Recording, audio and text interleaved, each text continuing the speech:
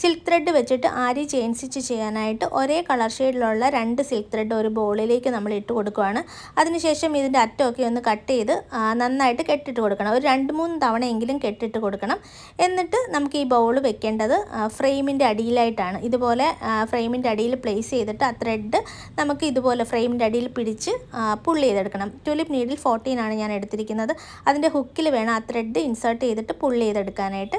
എന്നിട്ട് സ്റ്റിച്ച് എങ്ങോട്ട് വേണമോ അങ്ങോട്ട് വേണം നമ്മൾ നീഡിലിൻ്റെ ഹുക്ക് പിടിക്കാനായിട്ട്. അപ്പോൾ ഫ്രണ്ടിലേക്ക് ഈ ഒരു രീതിയിലാണ് ഞാൻ താഴ്ത്തിയിട്ടാണ് ത്രെഡ് ഇതുപോലെ ട്വിസ്റ്റ് ചെയ്തിട്ട് തിരിച്ചെടുക്കുമ്പോൾ ഇത് കണ്ടോ ഹുക്ക് പുറകിലേക്കാണ് വരുന്നത്. അപ്പോൾ ഫ്രണ്ട് ബാക്ക് ആ ഒരു രീതിയിൽ നീഡിൽ റൊട്ടേറ്റ് ചെയ്താണ് നമ്മൾ ഈ ചെയിൻ സ്റ്റിച്ച് ചെയ്ത് കൊടുക്കുന്നത്.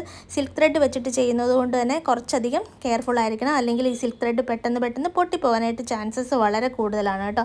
അപ്പോൾ കുറേ തവണ പ്രാക്ടീസ് ആയ ശേഷം മാത്രം സിൽക്ക് ത്രെഡ് യൂസ് ചെയ്യുക. ഇനി ഇത് ലോക്ക് ചെയ്യാനായിട്ട് ആദ്യം നമുക്ക് ത്രെഡ് ഒന്ന് നല്ല ലെങ്തായിട്ടൊന്ന് പുൾ ചെയ്തെടുക്കുവാണ്. എന്നിട്ട് തൊട്ടടുത്ത് നിന്ന് വീണ്ടും നീഡിലെടുത്തിട്ട് അടുത്ത സ്റ്റിച്ച് എടുത്ത ശേഷം ആ പുൾ ചെയ്ത ത്രെഡിലേക്ക് ഇതുപോലെ നീഡിൽ ഇൻസേർട്ട് ചെയ്തിട്ട് ഇതുപോലെ വലിച്ചു കൊടുക്കുക. വലിച്ചു കൊടുത്തിട്ട് ആ ത്രെഡ് ഒന്നും കൂടി ഒന്ന് വലിച്ചു കൊടുത്താൽ നമുക്ക് ആരി ചെയിൻ സ്റ്റിച്ച് ശരിയായിട്ട് ചെയ്യാൻ പറ്റും.